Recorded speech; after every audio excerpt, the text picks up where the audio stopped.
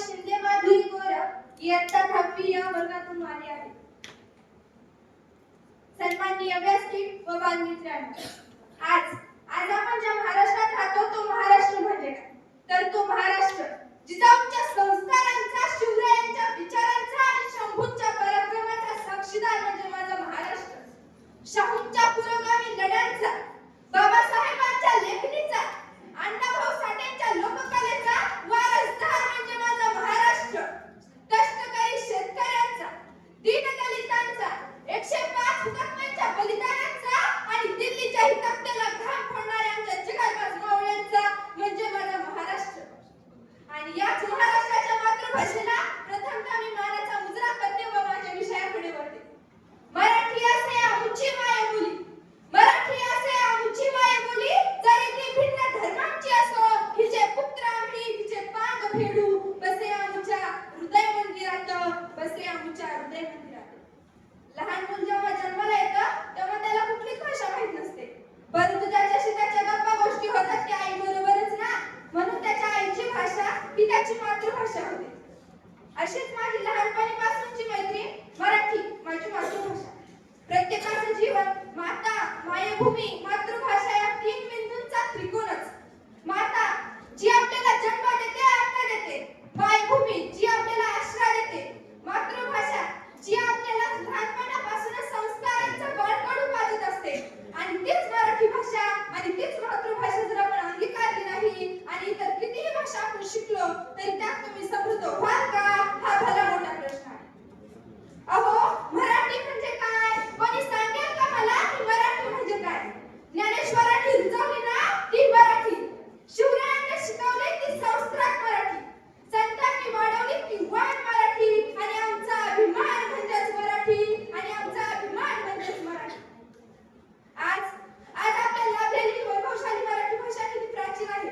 मराठीची गंगा प्राकृतिकाच्या पर्वतातून निघाली, तिला तीर्थाचे स्वरूप आमच्या ज्ञानेश्वरांनी आहे.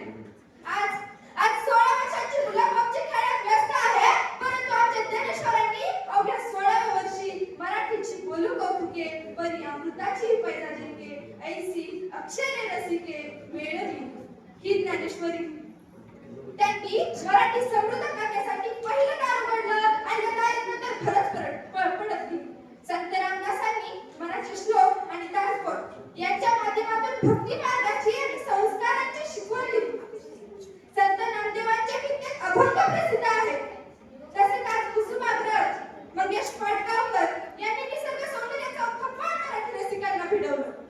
त्यानंतर गणित वाङ्मयाला आलेला बहर हा कधी ओसरलाच नाही. तसेच कुसुमाग्रज, मंगेश पाडगावकर, बसंत भाभट यांच्या कवितांनी नवीन विचारांना चालना दिली. तसेच गडकरी आणि आपलेच्या नाटकांनी तर हास्याच्या नजरानच दिला.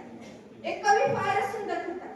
गे माय मराठी तुझ्या पायी तन मन धन मी वाहिले, गे माय मराठी तुझ्या पायी तन मन धन मी वाहिले, तुझ्या नामी अखंड रंगुनी राहिले, गे माय मराठी तुझ्या पायी वात होऊनी जळते मी, क्षणाक्षणाला कणाकणाला अखंड रंगुनी राहिले. पण आज त्याच मराठी भाषेची काय अवस्था आहे हो? आजच्या विद्यार्थ्यांना शेक्सपियरचं नाटक सांगा बघू विचारलं की घड्या पोपट्यासारखं बोलतात, परंतु एखाद्या गडकरी यांच्या नाटकाचं नाव सांगा बघू विचारलं की निरुत्तर होतात. हीच आज दुर्दैवाची गोष्ट आहे. अहो, आज मराठीतून शिक्षण देणं हा मागासलेपणा समजला जातो. मी म्हणत नाही की तुम्ही तुमच्या मुलांना इंग्रजी शिकवू नका, मराठी शिकवा, परंतु ज्ञानाचा खजिना जरी इंग्रजी भाषेत असला ना तरी मराठी शिकून आपण कर्तृत्ववान होऊ शकतो. हे आज रशिया आणि जपान सारख्या देशांनी सिद्ध करून दाखवले. म्हणूनच आज आपण मराठी जपली पाहिजे आणि तिचं संवर्धन केलं पाहिजे. मोठमोठे चर्चित लोकनेते सुद्धा म्हणतात की मी माझ्या मुलांना एकाच गोष्टीबद्दल शिक्षा देईल, ती म्हणजे त्याला त्याची मातृभाषाच मिळेल. म्हणूनच आज आपण मराठी जपली पाहिजे आणि तिचं संवर्धन केलं पाहिजे. म्हणूनच मी म्हणते की लाभले आम्हास भाग्य बोलतो मराठी, लाभले आम्हास भाग्य बोलतो मराठी, झालो खरेच धन्य ऐकतो मराठी, धर्मपंथ जात एक जाणतो मराठी, एवढ्या जगात माझ्या माय मानतो मराठी, माय मानतो मराठी.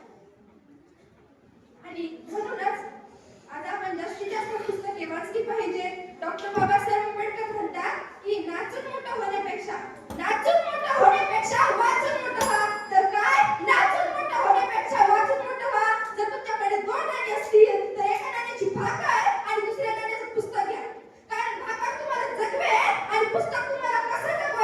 अखेर शिकवेन. म्हणूनच शेवटी मराठीबद्दल एवढंच बोलते की आमच्या मनात दंगते मराठी, आमच्या रंगात रंगते मराठी, आमच्या मुरामुरात स्पंदते मराठी, आमच्या नसात नसात नाचते मराठी, एखाद्या नभातून अर्थते मराठी, एखाद्या पिकांमधून डोलते मराठी, एखाद्या पिकांमधून डोलते मराठी, एखाद्या नद्यांमधून वाहते मराठी, एखाद्या चराचरात राहते मराठी, एखाद्या चराचरात राहते मराठी. आणि आज त्याच माझ्या मराठी भाषेला अभिजात भाषेचा दर्जा दिला आहे. आज माझी मराठी भाषा, त्यामुळेच आज माझी मराठी भाषा साता समुद्र पार निश्चितच आपला पत्ता कळवेल असा विश्वास व्यक्त करते व ठाणते. आपुली भाषा मराठी भाषा.